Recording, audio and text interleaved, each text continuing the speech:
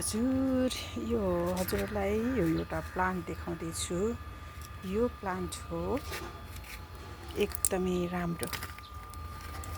यो प्लान्ट चाहिँ जसले कुखुरा पालन गरेको छ, जसले चाहिँ धेरै बोट बिरुवाहरू रोप्ने तरकारीहरू, उहाँहरूलाई चाहिँ यो एकदमै राम्रो मल। यो हेर्दाखेरि कोठाभित्र डेकोरेट गर्न पनि मिल्ने। यसको नाम हो कन्फ्री। यो चाहिँ मैले युएसएबाट सानो बिरुवा ल्याएको थिएँ। अहिले मैले धेरै बनाएको छु। कसैलाई चाहिन्छ भने मसँग सम्पर्क राख्नुहोला। यसबाट तपाईँले धेरै लाभदायक कामहरू उठाउन सक्नुहुन्छ। यसले फुल पनि कस्तो राम्रो दिन्छ, हेर्नुहोस् न।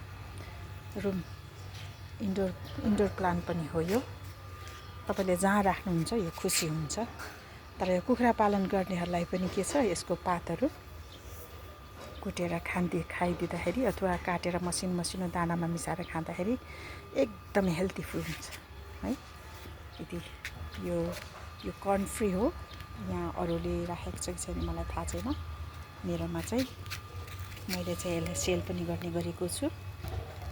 हजुर कसैलाई चाहिन्छ भने हजुरले मसँग सम्पर्क राख्न सक्नुहुन्छ। हस् त हजुर, धन्यवाद।